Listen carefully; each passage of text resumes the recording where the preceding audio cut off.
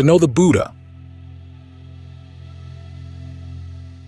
I've mentioned before the results of research that was done back in the early part of the 20th century, observing infants, finding that what gives infants the greatest happiness is not so much hugging them or giving them pleasant sensations. It's when they realize they can do something and get a result. They do it again and get the same result.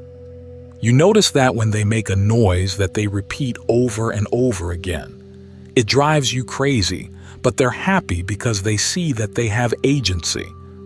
That's the beginning of developing a skill. Psychologists have noticed, lots of people, philosophers, the Buddha, have all noticed that what makes us happy is what we do, when we do it well. The pleasures that come from the senses, nice sounds, smells, tastes, tactile senses, don't give us nearly as much happiness as when we've mastered a skill. It's good to think about this. When we think about the Buddha's analysis of suffering, it's the mirror image. He defines suffering, dukkha, stress, pain, as the 5 clinging aggregates. Now, the act of clinging is an action, and the aggregates themselves are actions, even the body. As they say in Pali, rupa rupati, which means form deforms, feelings feel, perceptions perceive, fabrications fabricate, consciousness cognizes. They're not things. When we talk about them as aggregates, it sounds as if they're piles of gravel, but they're actually activities. And the activity itself is suffering, stress. We do these things for the sake of happiness. We cling to them, and yet they cause suffering. In fact, the clinging and the doing is suffering in and of itself, in the same way that the doing of a skill is happy. This is why the discernment that the Buddha taught may start with the words he taught, but those words point to actions. When he points us to where we can look to understand happiness, where we can look to understand suffering, what we can do to understand how we're creating suffering and how we don't have to, he's teaching a skill. He illustrates his skills with analogies of other people who have skills. Cooks who know how to read the sign of their master, as he says. Archers who know how to shoot far distances, shoot in rapid succession, pierce great masses, even trained elephants, trained horses. What we're doing is all about mastering a skill. So we hear what the Buddha has to say and we think it through. The hearing is the discernment that comes from listening. Thinking about it and trying to reason it through to see if it makes sense is the discernment that comes from thinking. But then there's the discernment that comes from developing, when we actually develop in our actions the qualities he talks about. We can read about mindfulness. We can think about how mindfulness works together with ardency and alertness. We can come to certain conclusions. But the actual fact of being mindful and being mindful again, and then learning how to extend your mindfulness, to give it a good foundation, being alert at the same time, being ardent at the same time, how these factors work together, that's a skill you have to develop. And it's in developing the skill that we get in touch with what the Buddha was all about. He left behind the words, but the words were simply pointers. I was reading today, someone saying that we can't trust the various Buddhist traditions. We have to depend on historians, using the historical critical method to tell us how little we know about what the Buddha had to say, and to justify changing the Dharma as we go from one generation to another, saying that the Buddha is beyond our reach. We can't really know what he actually said. All we know is what his disciples, generation after generation, said about what he said. But that's not why we're interested in Buddhism. We're interested in Buddhism because it promises an end to suffering. It teaches us a skill, and that skill doesn't change. It's the same skill in the time of the Buddha as it is now. We're told sometimes that we can add new dimensions to the teachings of the 4 Noble Truths. For example, the Buddha never talked about social systems and the suffering they cause, but maybe we can add that to the tradition by talking about systemic suffering. Well, he obviously saw that there were problems in the social system then. But that wasn't the real problem. The real problem was craving and clinging. Those things are the same now as they were then. And we can recreate that skill, we can master that skill inside us. When we get the results, that's when we get in contact with what the Buddha found. It's like recovering old manual skills. They've been doing analyses of Roman concrete. It turns out that Roman concrete is pretty amazing. The Pantheon was made out of concrete, and look at it. This huge dome that hasn't fallen down after many centuries.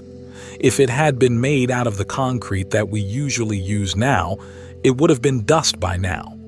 Through trial and error, they've learned to recreate the original recipe. They've analyzed what was in there, and they've found that the Romans added some unusual things to their concrete to make it so strong. So, skills like that can be recovered.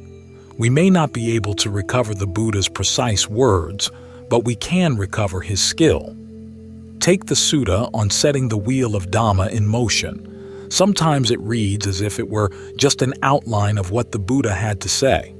The Buddha mentions the 5 aggregates but doesn't define what they are in the sutta, so maybe he actually did define what they were when he gave the talk reported in the sutta. That part may be beyond recovery, but the skill isn't beyond recovery. It's the part of the Dhamma that's deathless.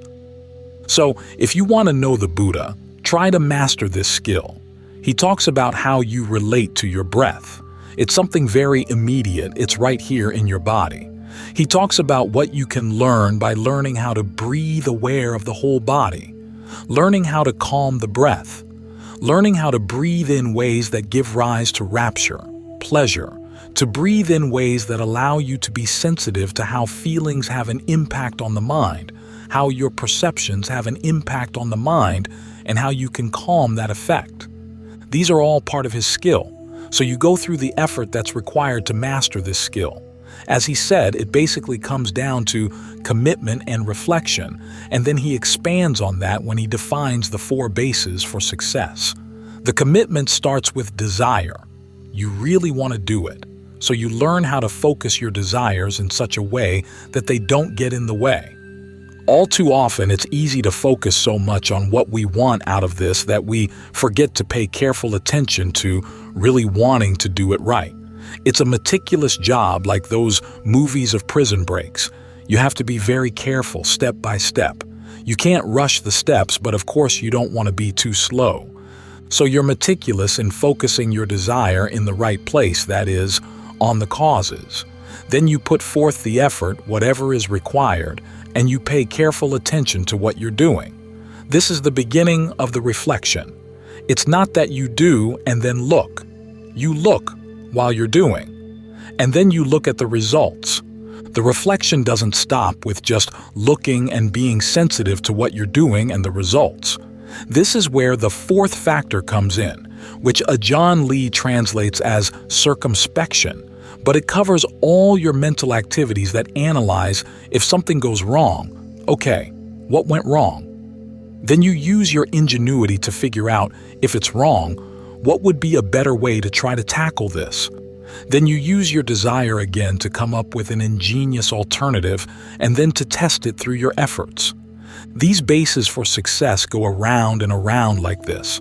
They hover around your actions so that you do become skillful. And the act of becoming skillful in and of itself is pleasant, as you get a better and better sense of how you can breathe, talk to yourself, focus on feelings and perceptions, putting things together in a better and better way. You start using these aggregates as a fruitful path rather than as an unsuccessful path. That's why clinging to the aggregates is suffering, because the clinging is acting on them, using them, in ways where you're not really getting the results you want. There's a sense of frustration. You're putting in the effort and you're not getting the results. That's the suffering. So when you start putting in the effort and you do start getting results, that's happiness. It's a happiness that goes deeper than just the pleasure of having a comfortable breath and allowing the comfort to expand. That's part of it. But more important is the sense that you know how to do this, and with time, you begin to realize you can do it again and again and again. like the infant making a noise again and again. But now, you're doing something that's actually useful. You're exercising your agency in solving an important problem, and there's a sense of pleasure that comes with that.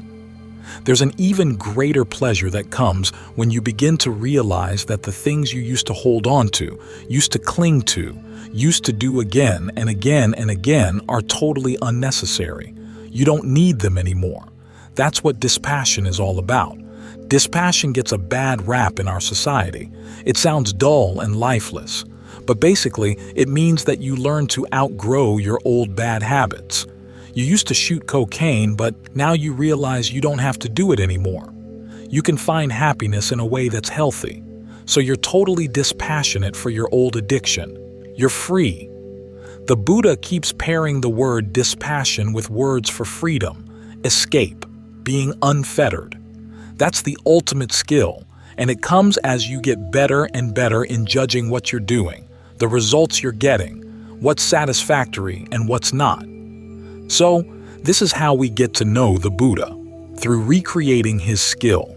He gives the formula, and we can follow it. It's just like the people who can make Roman cement again.